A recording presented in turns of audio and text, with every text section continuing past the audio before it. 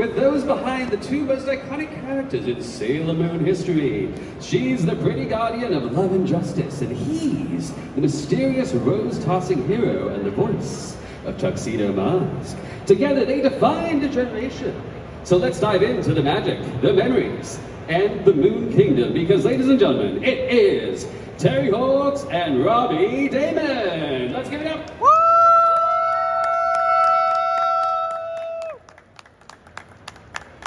Welcome, welcome.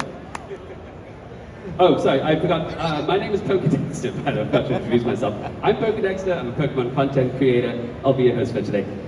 Terri and Robbie, how are you doing today? You have a mic? Great. You got one? Perfect. Wonderful, wonderful. Thank you for being here. Dex, I'm 99% sure I had this futon in college. You don't say. Yeah. Surprise, it's the exact same one. That was you. Hold on a second. So how's Collecticon been treating you guys the last 2 days? Good. Yeah, fantastic. Yeah. My first Collecticon was 1 year ago in Houston, the very first Collecticon I attended. And it was such a good experience. I agreed to join the team for quite a few more Collecticons, but this is my 1 year anniversary of Collecticon. Congratulations. Happy birthday. Yes, thank you. And Robbie, you're quite new to the Collecticon circuit, right? Yeah, somebody just tied my hands and duct taped me, threw me in a van, and I ended up in Houston. Don't call me out like that. Don't call me out like that. We made it. The first one I did was in Los Angeles, where I'm from. And then, I've got friends down here in Houston. We just did WeebCon last weekend, so we've just been hanging out here in your sweltering, humid. It's hot here, guys. It's hot and moist. So, glad to be here. But it's not August, which It is not I'm August. sure is Somebody so on Instagram yesterday, I was like, oh god, it's so warm in Houston, and they were like, wait, it's not even August, so I've heard it gets even worse then. Yeah. I think the worst part for me has been the hair. It's impossible to look good, it's just so humid.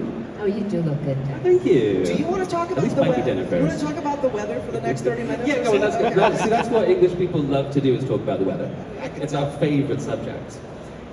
So I'm from LA too, Robbie, so, brothers known there. So for everyone who's curious, I'm curious too actually, is I want to take it back to, first off, the early days of your acting careers, and what kind of inspired both of you to get into acting, or who inspired you maybe? Do you want to start? Sure, I can start. I was an annoying child, and I'm an only child, so I just entertained myself a lot by myself. But I started acting professionally when I was 10. I got my equity card in a regional theater production of On Golden Pond. Equity is the theater union for theater people. So I've been a pro in that sense for 33 years. I went to high school, did drama club, played sports, normal kid, but I was also doing theater on the side. Local productions, summer stock, regional theater productions. Then I went to college for theater. I got my Bachelor of Fine Arts at a conservatory, and then I continued on immediately after and got my Master's of Fine Arts. I taught for a little bit after school, and then I moved to Los Angeles probably after a lot of you were born in 2007. And I was always an undercover nerd. I knew I wanted to do voiceover. So just like anything else, I did a horrible commercials and bad indie projects that I held very close to my heart. And then I did a little better job and got better agents. It just got a little bit better. And after about 2 years of grinding, I started doing real things like Nickelodeon and Disney and stuff like that. And that's how I got my start in voiceover. Yeah. Wow, there's a lot of hard work and investment in time and energy that went into that career story. Good Yeah, and now I get to be a cartoon man in a tuxedo. It's the best. It's the best. What about you? Tell me your story. Well, I actually started as a kid too, but not professionally. So I grew up in Calgary, Alberta. Alberta being the Canadian province that some people compare to Texas. It's a very oil-rich, resource-rich province. And we have our own rodeo called the Calgary Stampede. And I've never been to the Houston rodeo, but I hear it is not to be missed, so maybe another visit. Anyway, grew up in Calgary, but we moved to Fort Collins, Colorado when I was in elementary school because my dad went to grad school there. And my mother joined a community theater company and came home one day and said, honey, they're auditioning for the role of this little boy. They can't find him one. Would you like to audition? And I said, okay. And I got the job, and I did the gig with my mom, which was super fun.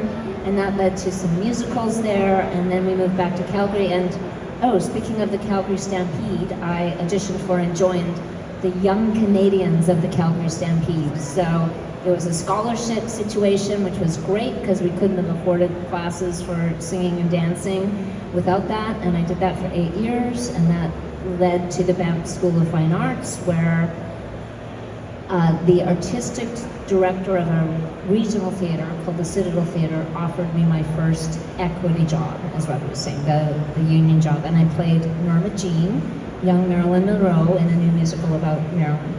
And that was sort of the beginning. And then I moved to Toronto. I did a lot of CBC radio drama, like BBC. That's awesome. And that led to commercials and serving tables. And then eventually my agent started submitting me for animation. And so the early ones were Strawberry Shortcake, Herself the Elf, and then Care Bears was my first big one. And I remember all of Human them. Things. Wow. Which Care Bear were you? Were you a Care Bear? Yes, and Baby Hugs, Square Bubbles. Oh, that's really And good I'm also stuff. the villain, It's all coming back to me. Shrieky. I want to rule the world. The villain's name was Shrieky? Shrieky, Oh, that's she's the pretty villain. good. Oh, I like it. Yeah. Sweet. Very fun. So that's a bit of a throwback. And Wow. here I am in Houston. And I write as well now, so That's right. acting and writing Yeah. go together.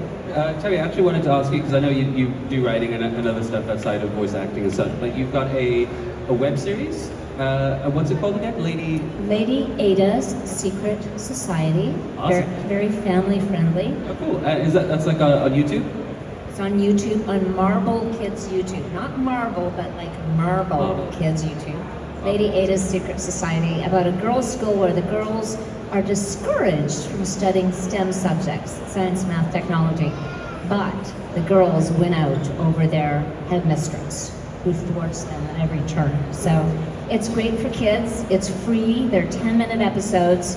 We just finished filming the second season, for which I wrote as well as acted in.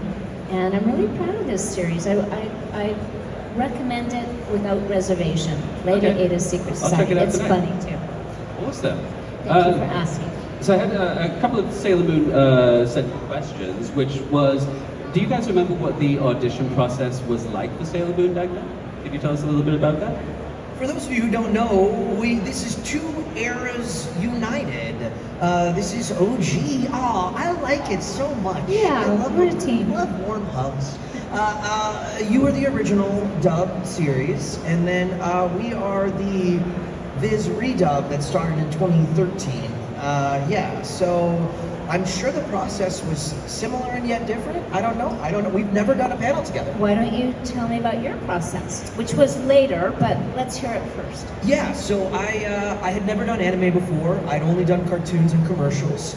And I went to Anime Expo in 2013, and I was like, oh yeah, I used to really like anime. Like, I grew up on Dragon Ball and a bunch of these sort of like, Big O, like Cowboy Bebop, that kind of stuff. And I was like, oh, I could do this. But at the time, people kind of looked down their nose at anime if you were in traditional animation. They're like, that's like low rent. And I was like, well, what if I just come and do a good job? Is it low rent then? So anyway, I went to this con for a day, and I was like, oh, maybe I want to try this.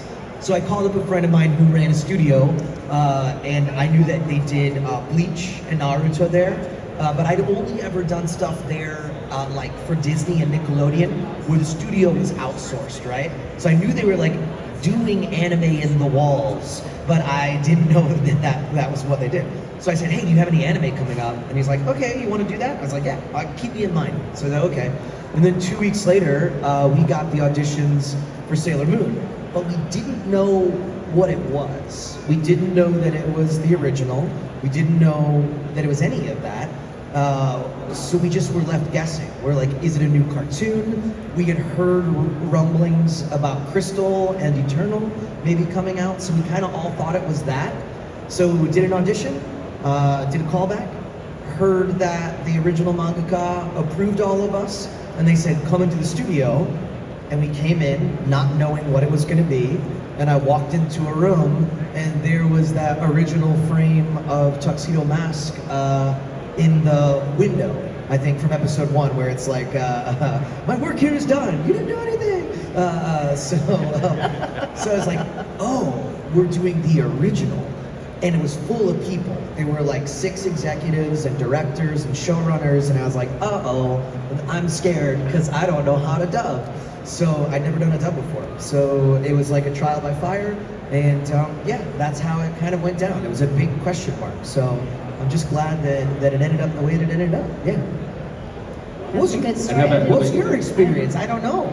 I've never heard this story. And I didn't know your story. That's a good story. There we go. So, I had no idea either what this was or what anime was. So this was in the 90s, the late 90s. And my voice agent, I'd done a lot of voice work by then for animation, and as I said, CBC Radio.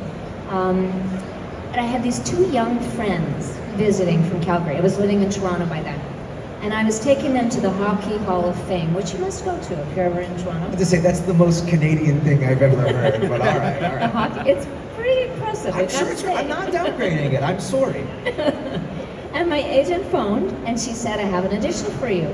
She said, it's for this new series called Sailor Moon for something called anime. And I said, okay, all right, well just, let me know when it is. She said, well, it's today, this afternoon. I said, oh, I'm taking my friends to the Hockey Hall of Fame. She's got to go today. So I dragged my young friends to the Hockey Hall of Fame, and they sat in the waiting room, and I went into the audition, and it was dubbing, which I had never done before, but musical theater and rhythm help with that, right? Because you're trying to match the faces on the screen and the rhythm of the words and blah, blah, blah. So I did the audition, went really well. I didn't have 6 executives in the room, it was maybe 3 people. I left. My agent phoned me. I was in the Hockey Hall of Fame by then, and she said, they really loved you. They want you to do the role of Sailor Moon. And I said, great. Tell me when. She said, tonight. I said, no, I've got my friends here from Calgary. So I trucked them over. I recorded at least 1 episode that night. It was in the can. They were desperate, they were on a timeline, and we started. We started what was to be an amazing ride, and now look, 20 plus years later, I'm still on the end of that roller coaster ride, and you joined partway along. It's pretty cool. Do you believe in multiple realities? Do you believe in multiple dimensions? Well, I must, because I'm, connected to Sailor Moon. Good point. So there's an idea that there's a very wild version of you out there. I don't know, it's a flying dragon or whatever. But there is a version of you where you said no and you just stayed at the hockey museum with your friends, right? That's true. You could have done that just as easily. I could have. Yeah. And then I'd just be a normal tourist in Houston going to the Space Center going, what are all those people dressed up over there? Yeah. That's life. That's fascinating. But this is more fun. Yeah, so whenever you have an opportunity to do something for personal gain, do put your friends to the side and whatever you do. That's the plan. No, I took them along for the ride. You're better. They remember that moment. Good. So, guys, we've got probably like 10 minutes left. So, if you guys have some questions for these guys, please start lining up now. Think of anything you want to ask these guys while we've got them on stage. This could be a once-in-a-lifetime opportunity. Almost anything. We'll see. Yeah. I'm doing 30 cons this year, but it's a 30? once-in-a-lifetime opportunity, I promise. Wow. Well, before we get to questions, I have one more for you, Terri. Did you know when you started the Sailor Moon journey that it was going to be as massive as it was? Like, was it huge in Japan already? We had no idea. No idea. We did the show like you do so many gigs where you do your best and you maybe become attached to the show, which we did. We loved it. We loved the characters and the stories, but we had no idea that it would capture the zeitgeist like it did. And I'll just tell you really quickly, the minute that I knew was when my mother, still living in Calgary, who liked to dress up for the kids at Halloween when she opened the door, phoned me on Halloween night and said, honey, there are all these Sailor Scouts at the front door. I said, oh my gosh, Mom, that's amazing. I said, what do you say? She says, I say I'm Sailor Moon's mom. And I go, oh my goodness, those kids don't know what they're into. That's wild. So that was kind of the beginning of the awareness that this had captured something, not only because it was so early in anime, but because it was about a group of girls who were normal schoolgirls by day and superheroines by night, and that was not very common 20 years ago. Wow. Yeah. Well, thank you for sharing that. You'll get a little kick out of this, but when I first moved to America, the first sort of cartoon, as we called it back then, now known as anime, was Sailor Moon. And I was probably about 6 years old in 1994, and we used to watch it on a little VHS, CRT TV back in the day in our kitchen. That's So so it's kind of sweet. surreal being up here with you, honestly, Yeah. like 20 odd years later. Thank you for sharing that. My pleasure. Very Questione, number one. Step up to the mic, please. Hi, hello. It's incredible to meet you. Like, it's an honor. I have watched you since the beginning, and I'm just overwhelmed that I actually get to meet you. Like, you're the voices of my childhood, and I just wanted to tell you that, like, it's just so amazing to see you. My question is, because I was going to ask that question, like, how did it feel, like, when Sailor Moon started becoming popular, and, like, you are the voice of Sailor Moon? So I'll change my question. What is your favorite season of Sailor Moon? Oh, that's a really good question. You know, the first season was pretty magical because we were all learning about the show and as Robbie said, learning how to dub from another language. So it was really challenging but exciting at the same time. I don't know the favorite, but it was the one that we were just so stoked to be part of it. And then we kind of fell into a routine and it was wonderful. But it was an honor to be on in that series. And I want to say to you, and I'm sure you feel the same way, that it's an honor to be here and to talk to people who have been touched by the shows that we've worked on. And I've heard some stories similar to that, and I really appreciate you sharing this, because this is really a real reason that I get a lot out of coming to conventions like this and speaking to all of you. So thank you for sharing that. Hi. This isn't necessarily a Sailor Moon question, but it's like part one of two questions. So for you, you have this hilarious voice role, Toast from Me and Bobby Cat, very underrated by the way. What's probably your favorite moment from that series? My favorite moment from the Bee and Puppycat series? Well, I'll share one and then I'll share a little anecdote. I think, I can't remember what show it was, but when Toast, who is a lesbian boxer and happens to be pregnant, kind of announces all of that to the world. And she's just so outside the box. I love her. I love her power, her passion. She's a little misguided at times. And Natasha Allegri, who created the series, was kind enough to invite me to do the series, partly based on my work in Sailor Moon.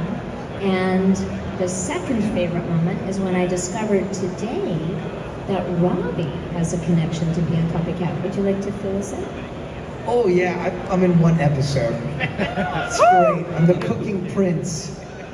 He likes another boy in that show. That's my favorite part. And then Robbie, this question's for you. Out of all the roles you do, from Fushiguro and Odin and Frollo, Keep going. You've got about 1,000 more. From all those roles, which one's probably your favorite and why? You're going to ask me to pick my favorite, pick from all my beautiful children? Easy. Everyone's got a favorite child. Little kids, if your parent says you're both equal, it's not true. They like one of you better than the other. He's kidding. I'm just kidding. Or am I? It's probably a film called A Silent Voice. I think if you were to take all of like my anime stuff and be like, throw it all in the trash, keep one thing, I'd keep that movie. So if you haven't seen it, it's lovely. It's a low commitment. It's a good date night film. I see a lot of nodding heads, so that's good news. Yeah, it's a great film. A Silent Voice. Highly recommend it. Yeah. Thank you very much. Where can we see that? It streams. It's still streaming somewhere. I don't know where. I have to Google it. Hello, young one. Hi. What's your name? My name is Audrey. I like your Nesco cosplay. It looks great. It's very cool. Audrey, what's your question? My question is for both of y'all. Which is your favorite character that you have voice act? Favorite character to voice act? That's a good one. Oh man, do you have a favorite? It's so hard to pick a favorite. I have favorites at different times in my life. So when I was doing, when I did Care Bears, I loved the Care Bears characters. And then later, when I was a little bit older, I loved Sailor Moon Serena.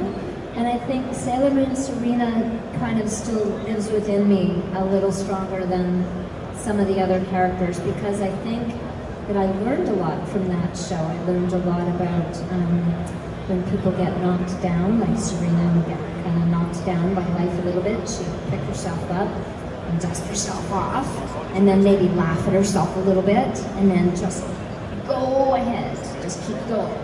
So I learned a little bit about resilience, and I learned a lot about friendship from the Sailor Scouts and how we're stronger together with other people and supporting each other and being kind to each other. And coming to these conventions reminds me of that show a lot. So I'm going to say at the moment, Sailor Moon / Serena is very alive within me today. Thank you for the question. Are you allowed to play video games yet? Yeah? What are some of your favorites? What do you like to play? Probably Fortnite.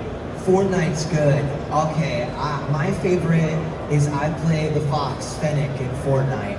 And it's my favorite for sure. All time. Good job. Thank you.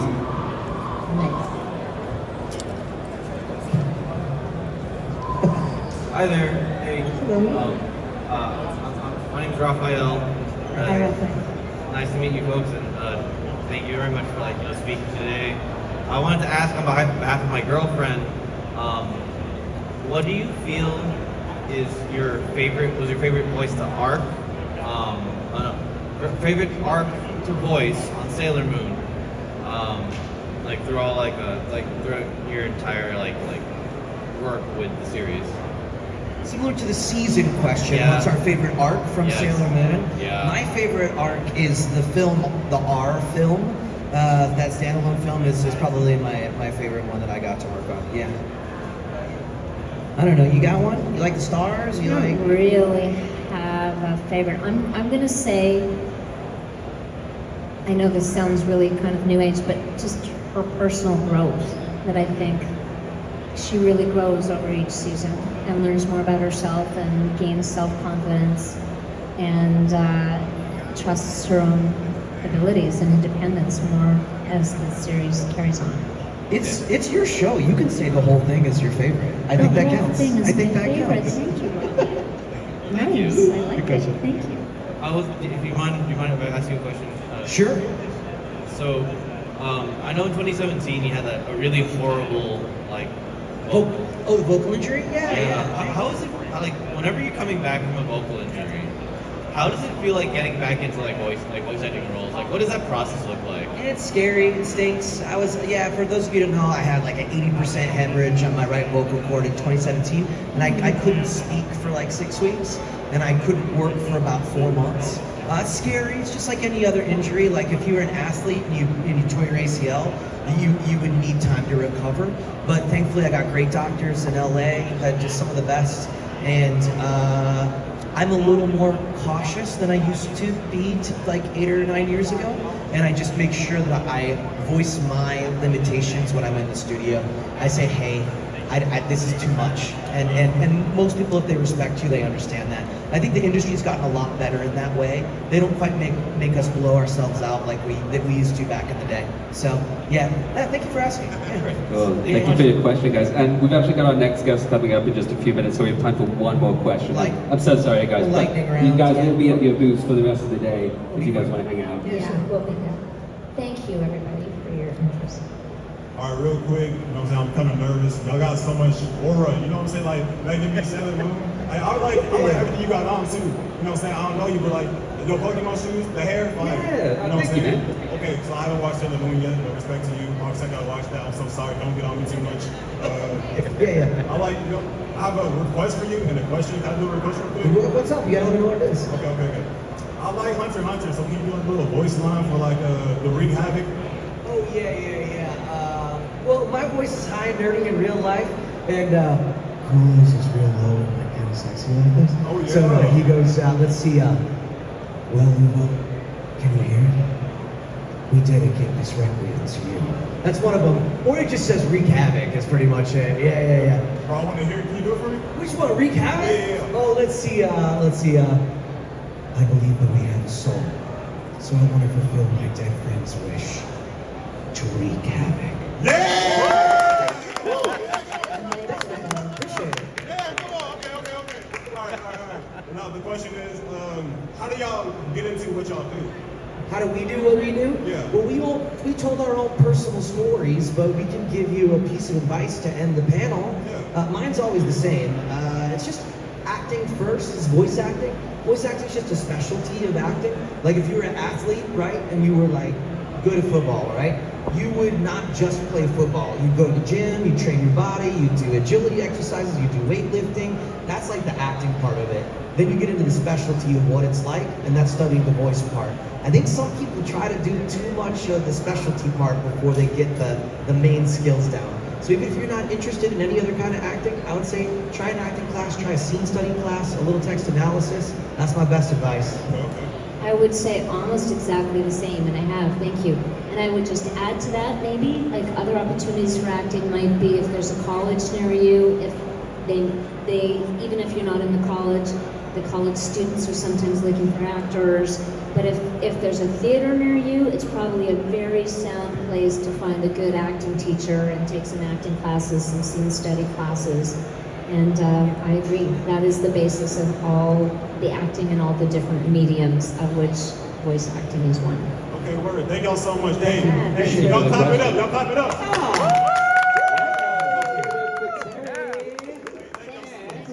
Thanks, guys. Thanks so much, guys. Take care. Bye-bye. See ya. Thank you guys for being so great. What we got?